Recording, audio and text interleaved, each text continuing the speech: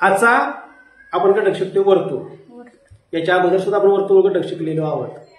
आता या वर्षीपासून काय झाले, स्कॉलरशिपची परीक्षा 34साठी आलेली आहे आणि खात्रीशीर एक प्रश्न या वर्तुळावर विचारला जातो.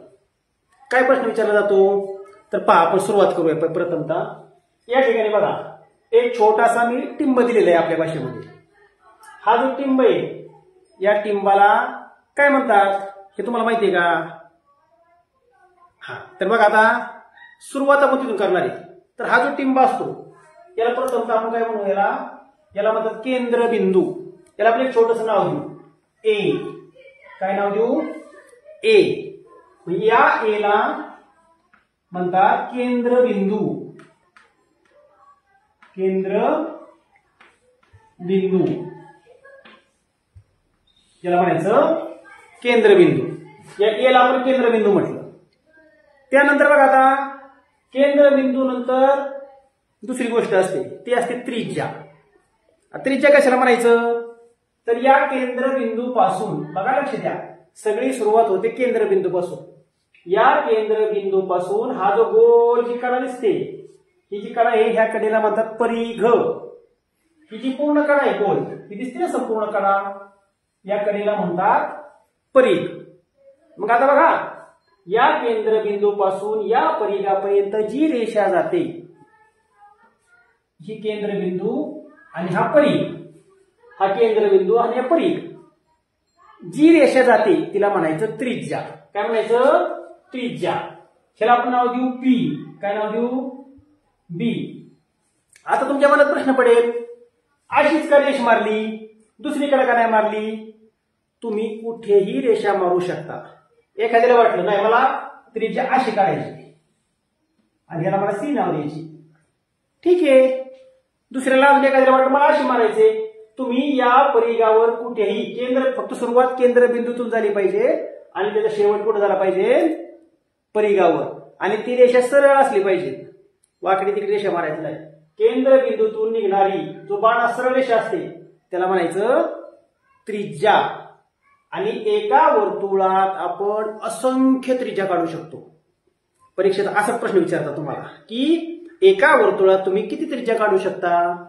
तर एका वर्तुळात आपण असंख्य अमर्यादित अशा त्रिज्या काढू शकतो.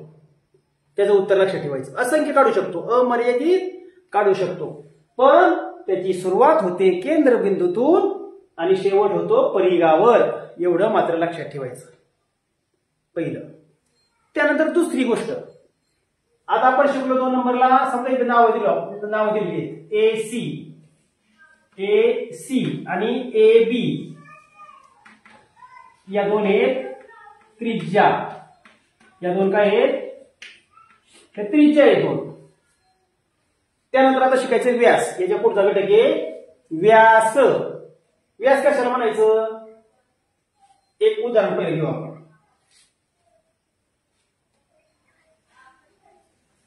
ही एक मी रेष काढली, पण लक्ष द्या, ही रेष काढलेली, हा केंद्रबिंदू इथं वरती आहे. ही रेष केंद्रबिंदूतून गेलेली नाही. गेली काय केंद्रबिंदूतून? नाही. तर काय करायचं आता? इथं काहीतरी चुकलंय असं समजायचं. आता ह्याला काय म्हणतात हे पुढच्या नंतर शिकू आपण. आता ही रेष आपण पहिल्यांदा काढली बघा, ए आणि बी, हीच रेष पुढे वाढवली अशी, आणि ह्याला नाव देऊ डी. काय नाव देऊ? डी. आता बघा व्यास कशाला म्हणतात लक्ष द्या. केंद्रबिंदूतून जाणारी, पहिलं वाक्य द्या, केंद्रबिंदूतून जाणारी आणि 2 परिघांना स्पर्श करणारी. बघा इथे परिघ आहे डी, इथे बी. डी ला पण स्पर्श केलाय, बी ला पण स्पर्श केलाय, आणि गेली कुठून? केंद्रबिंदूतून. म्हणजे केंद्रबिंदूतून जाऊन 2 परिघांना स्पर्श करणारी जी रेषा असते तिला म्हणतात व्यास. आता या ठिकाणी ही रेष मी काढली होती, समजा हिला मी नाव दिलं एल एम, पण हे काय केलेलं आहे, इथं केंद्रबिंदूला स्पर्श केलेला नाही, त्यामुळं तो व्यास होऊ शकत नाही. दुसरी रेषा इथं बघा, ही मगाशी काढलेली, ही पुढे वळली अशीच. सी, इथं समजा एन नाव दिलं मी, सी आणि एन ही पण केंद्रबिंदूतून गेलेली आहे, आणि या परिघाला आणि या परिघाला 2 ठिकाणी स्पर्श झालेला आहे. म्हणून ही पण व्यास आहे. आता तुम्ही जर निरीक्षण केलं, त्रिज्या आणि व्यास, समजा ही त्रिज्या आहे, ए आणि बी त्रिज्या आहे. दोन त्रिज्या जर आपण एकत्र केल्या तर व्यास तयार होतो. बघा, दोन त्रिज्या जर आपण एकत्र केल्या तर काय तयार होतो? व्यास तयार होतो. मग एक साधं उदाहरण आहे, व्यासाच्या निम्मी त्रिज्या असते. हा इथून डी पासून बी पर्यंत व्यास आहे, ह्याच्या निम्मी काय असते? त्रिज्या असते. म्हणजे व्यासाच्या निम्मी त्रिज्या, आणि त्रिज्येच्या दुप्पट काय असतो? व्यास असतो. त्रिज्येच्या दुप्पट व्यास असतो. ह्या दोन गोष्टी आपण लक्षात ठेवल्या तर त्रिज्या आणि व्यास आपण कधी चुकणार नाही. आता व्यासाची पण गंमत सांगतो तुम्हाला. एका वर्तुळात कितीही व्यास आपण काढू शकतो, कितीही, असंख्य, अमर्यादित असे व्यास आपण काढू शकतो. म्हणजे त्रिज्या पण अमर्यादित काढू शकतो, व्यास पण अमर्यादित काढू शकतो. आता मगाशी ज्याप्रमाणे तुम्हाला सांगितले मी, या ज्या दोन रेषा आहेत, याला नक्की काय म्हणायचं? म्हणजे त्रिज्या समजली, व्यास समजला. आता शेवटचं एक राहिलं की ज्याला त्याच्या जीवाप्रमाणे जो एक रेषा असते अशी की त्याच्या जीवाप्रमाणे, त्याच्या मनाप्रमाणे फक्त ती काय करते? दोन ठिकाणी परिघाला जोडते. इथं बघा, समजा एक ही रेषा काय वाटलं मला अशी रेषा मारायची, इथं पण परिघाला जोडली, इथं पण जोडलेली. याला नाव दिलं समजा टी, याला नाव दिलं मी टी, आणि ह्याला दिलं आर. म्हणजे हिला टी आणि आर एका परिघावर दोन ठिकाणी जोडली, याला म्हणायचं जीवा. त्याच्या जीवाप्रमाणे कुठं पण दोन ठिकाणी जोडली जाते. फक्त एखाद्याला वाटलं मला अशी काढायची, जोडली दोन ठिकाणी, इथं पण जोडली, इथं पण जोडली, हा झाला जीवा. एखाद्याला वाटलं मला अशी काढायची, हा पण जीवा झाला. आपली अट काय आहे? फक्त परिघाला दोन ठिकाणी जोडावी, दोन ठिकाणी जोडलेली. मग अशी बघा, मी तुम्हाला सांगितलं होतं ही केंद्रबिंदूतून गेली नव्हती, म्हणून हा पण काय झाला? जीवा. आणि एक लक्षात ठेवायचं, सगळ्यात मोठा जीवा कोणता असतो? जो व्यास असतो ना, व्यास हा सगळ्यात मोठा जीवा असतो.